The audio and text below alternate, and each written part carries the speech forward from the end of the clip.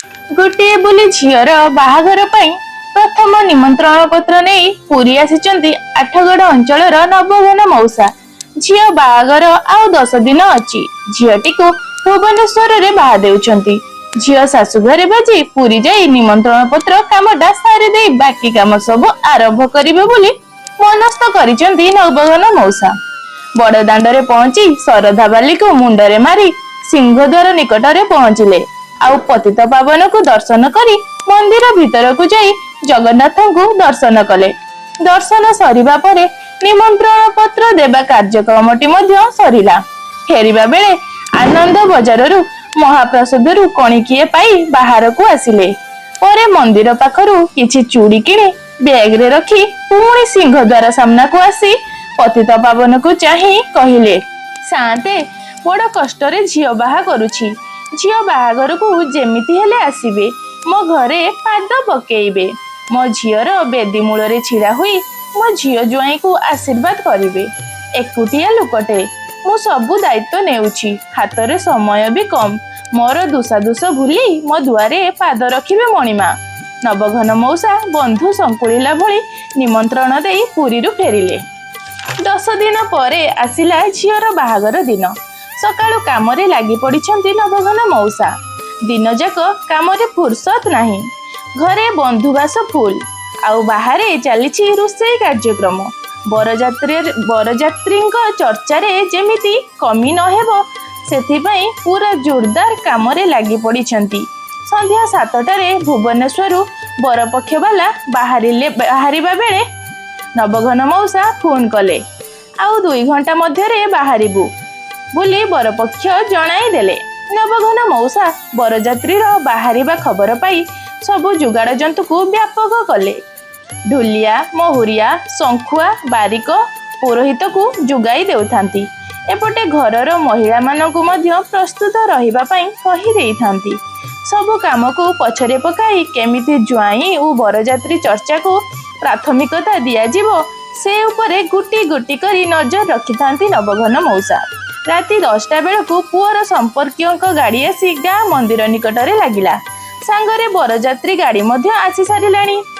Band बाजा दल समस्ते प्रस्तुत होई बरगाड़ी को अपेक्षा करिथांती। जेहेतु भुवनेश्वर बरगाड़ी छाड़िबारे विलंब होइतिला तेणु बरगाड़ी पछरे आसुथिला। कटक पार होई आठगड़ जिबा रास्ता रे एक बड़ जंगल रास्ता पड़िला। हठात गाड़ीर स्टार्ट बंद होई गला। सेते बेलू राति 11टा बाजिबाकू बसिलानी। बर गाड़ी रे थिबा बरर मामू और घरर कुल पुरोहित ड्राइवर को पचारिले, कौन हैला भाई गाड़ी कौन अटकी गला? ड्राइवर देखुची बुली कही बाहर को बाहरिला। गाड़ीर बनेट खोली चेक कले हेले गाड़ी रे हठात कौन हैला किछि जानी पारिले नाही। इंजिन रे बहुत जगह चेक कले हेले किछि भी डिफेक्ट बाहरिलानी। निछाटिया रास्ता सांग को शीत राति से रास्ता रे लोकों का चल प्रचल भी कमिलानी।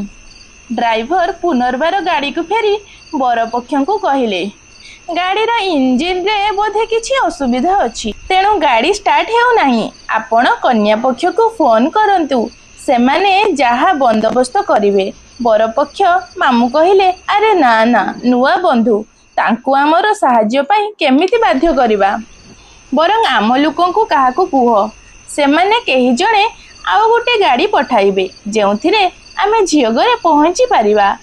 एई समय रे बर कहिले, आमे जदि समस्या विषय न जणैबा तेबे झियो घर लोक जानिबे केमिति? तेणु आउ किछि उपाय नाही, ताको परिवार लोकों को जणैबा पई हेबो। सेया ही कले। बरर मामू नवघन मौसा को फोन करी कहिले, समुदी रास्ता रे आम गाड़ीटी खराब हुई गला तेणु चेष्टा करुछु तुरंत मरामती करी जीवा पाई। आपण अधैर्य हेबेनी, आमे किछि गुटे व्यवस्था करुछु।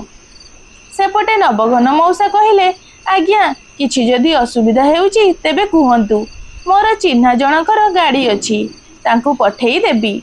सेपटु पुओ मामू कहिले, ना ना समुदी आपण व्यस्त हुअंतुनी, प्रभु जगन्नाथंक कृपारु सब किछि ठीक होई जिवो। से निश्चय किछि रास्ता काढ़िबे। एतिकी शुणी सारिबा परे नवघन मौसा भी व्यस्त होई पड़ुथांती। जंगल रास्ता तापरे हाथीर भय ସବୁକିଛି ଭାବି ଟିକେ ହଡ଼ବଡ଼ି ଯାଉଥାନ୍ତି ନବଘନ ମଉସା। ମନେ ମନେ ପ୍ରଭୁ ଜଗନ୍ନାଥଙ୍କୁ ସ୍ମରଣ କରି କହିଲେ, ହେ କଳାସାନ୍ତେ, ସେମାନଙ୍କୁ ବିପଦରୁ ରକ୍ଷା କର, ଭଲରେ ଭଲରେ ବାହା ମଣ୍ଡପ ଯାଏ ନେଇ ଆସ। ଏପଟେ କାର ଇଞ୍ଜିନକୁ ପୁଣି ତନ୍ନ ତନ୍ନ କରି ଚେକ୍ କରୁଥାଏ ଡ୍ରାଇଭର। ଗାଡ଼ି ବାହାରୁ ଅପେକ୍ଷା କରିଥାନ୍ତି ବରର ମାମୁଁ।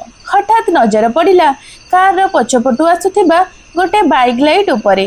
ବରର ମାମୁଁ ଚିନ୍ତା କରୁଥାନ୍ତି, ଏହି ଲୋକଙ୍କୁ ହାତ ଦେଖାଇ କହିବି ରହିବାକୁ। ସେ ଯଦି ଆମକୁ ସାହାଯ୍ୟ କରିବ ତେବେ ଆମେ ଆଗ ଛକର କେଉଁ ମେକାନିକକୁ ଡାକି ନେଇ ଆସିବୁ। ବାଇକ୍ ଆରୋହୀ ଜଣକ କାର ପାଖାପାଖି ହେଲା ବେଳକୁ ବରର ମାମୁଁ ହାତ ଦେଖାଇ ଅଟକାଇଲେ। ବାଇକ୍ରେ 2 ଜଣ ଯୁବକ ବସିଥାନ୍ତି। 2 ଜଣ ଯାକ ସୁସ୍ଥ ସବଳ ଦେଖାଯାଉଥାନ୍ତି। ମୋଟା ମୋଟା ଡେଣା ସାଙ୍ଗକୁ ପ୍ରଶସ୍ତ ଛାତି। ଯିଏ ଗାଡ଼ି ଚଳାଉଥାନ୍ତି ସେ କଳା ରଙ୍ଗର ପୋଷାକ ପିନ୍ଧିଛନ୍ତି ଓ ପଛରେ ବସିଥିବା ଯୁବକ ଗୋଟିଏ ହଳଦିଆ ରଙ୍ଗର ପୋଷାକ ପିନ୍ଧିଥାନ୍ତି। ବରର ମାମୁଁକୁ ଦେଖି 2 ଯୁବକ କହିଲେ, କ'ଣ ହେଲା, କିଛି ଅସୁବିଧା ହୋଇଛି କି? ବରର ମାମୁଁ କହିଲେ, ଗାଡ଼ିର ଇଞ୍ଜିନ ଖରାପ ହୋଇଗଲା। ସେପଟେ ଲଗ୍ନ ବେଳ ଗଡ଼ି ଯାଉଛି। କ'ଣ କରିବୁ କିଛି ବୁଝିପାରୁନୁ। ବାଇକ୍ ଆରୋହୀ 2 ଜଣ କହିଲେ, ଆପଣ ଆମ ନବଘନ ମଉସାଙ୍କ ଝିଅ ବାହାଘରରେ ଯାଉଛନ୍ତି କି? ହଠାତ୍ ବରର ମାମୁଁ ଆଶ୍ଚର୍ଯ୍ୟ ହୋଇଗଲେ ଓ ପଚାରିଲେ, ଆପଣ କେମିତି ଜାଣିଲେ? ଯୁବକ ଦୁହେଁ କହିଲେ, ସେ ଆମ ସମ୍ପର୍କୀୟ। ଆମେ ପୁରୀରୁ ଏବେ ଆସୁଛୁ, ଯାଉଛୁ ତାଙ୍କ ଝିଅ ବାହାଘରରେ ଯୋଗ ଦେବାକୁ। ଏତିକି ଶୁଣି ବରର ମାମୁଁ ଆଶ୍ୱସ୍ତି ପ୍ରକାଶ କରି କହିଲେ, ହଉ ଭଲ ହେଲା, ଆପଣ ଆମକୁ ଟିକିଏ ସାହାଯ୍ୟ କରିଦିଅନ୍ତୁ। ଆଗ ଛକରୁ କିଏ ମେକାନିକ ମିଳିଲେ ଟିକିଏ ନେଇ ଆସନ୍ତୁ। ବାଇକ୍ ଆରୋହୀ ଯୁବକ କହିଲେ, ଓହୋ ଏଇ କଥା, ଆପଣ ଜମା ବ୍ୟସ୍ତ ହୁଅନ୍ତୁନି। ମୁଁ ବି ଜଣେ ଗ୍ୟାରେଜ ମେକାନିକ। ପୁରୀରେ ଗୋଟେ ଗ୍ୟାରେଜ ଅଛି ମୋର।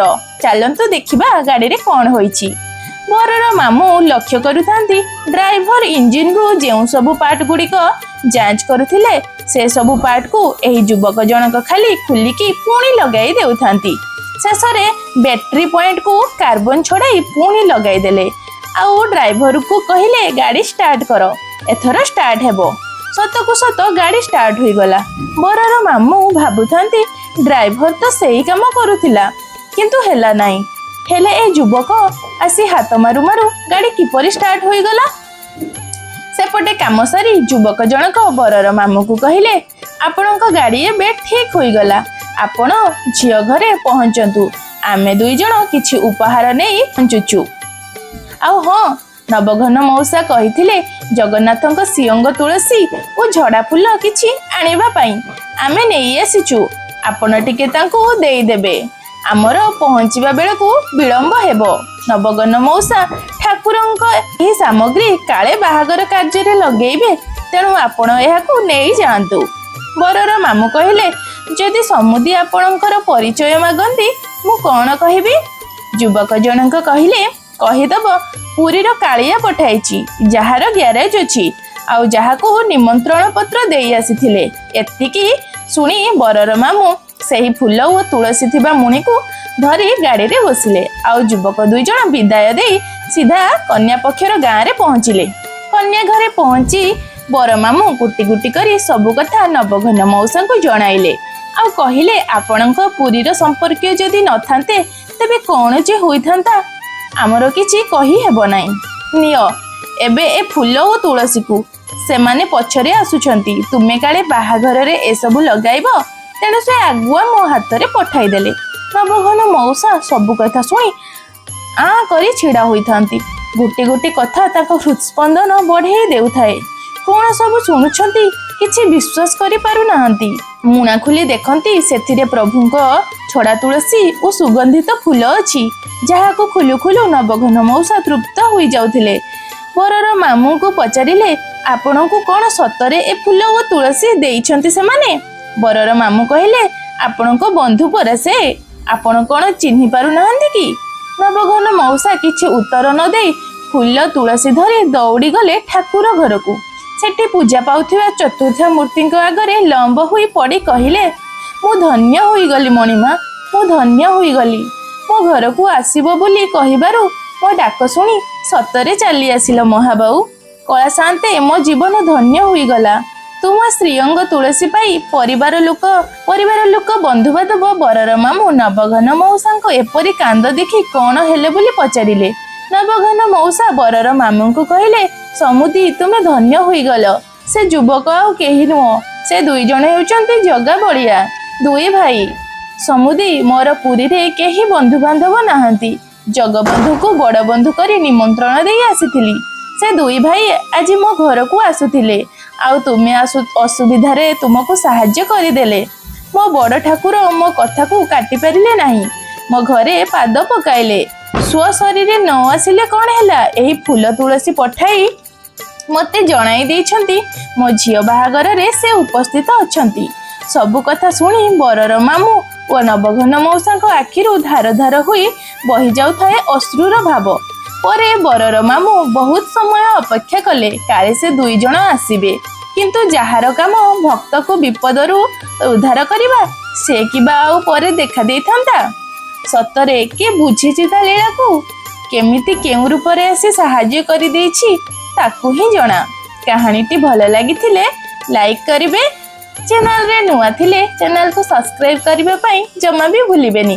ପୁଣି ଥରେ ଆସିବି ଏକ ସୁନ୍ଦର କାହାଣୀ ନେଇ। ରହିଲି, ଜୟ ଜଗନ୍ନାଥ।